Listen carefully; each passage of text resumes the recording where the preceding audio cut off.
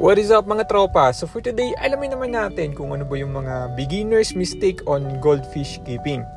Isabay na rin natin dito yung kung paano ba natin mare-resolve ang mga issue na kinakaharap natin habang nag-i-start pa tayo sa goldfish keeping. Siyempre, ang unang-una sa lahat, katulad mo, bumili din ako ng goldfish, hindi pa ako nakapag-setup ng aquarium or hindi pa ako nakapag-cycle.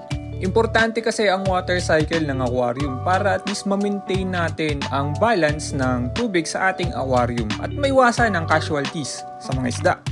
At ang susunod naman nating key point ay ang pagbili natin ng paulit-ulit after nating mamatayan ng isda without dealing kung bakit nga ba sila nagkakasakit at namamatay.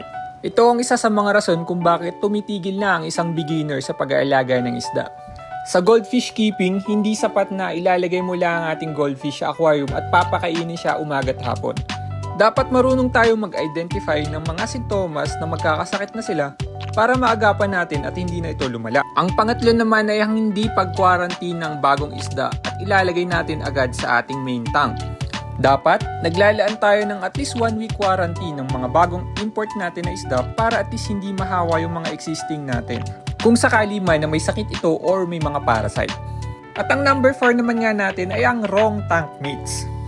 Mahilig tayo magdagdag ng iba't ibang uri ng isda without knowing kung pwede ba sila as community or magkasama sa isang tank. I suggest na goldfish to goldfish community lang din ang mabuild up natin kung goldfish ang gusto nating alagaan. At ang number 5 nga natin ay ang imbalance ratio of number ng goldfish natin na aalagaan sa ating aquarium. Kapag overcrowded na ang ating aquarium, madalas nagkakaroon ng ammonia spike at nag-i-imbalance ang kanilang water, resulting na magkakasakit sila at mamamatay. At kung may mga katanungan ka nga about goldfish keeping, comment down below at sasagutin natin yan.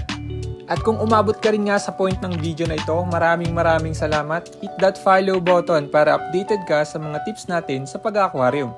Salamat!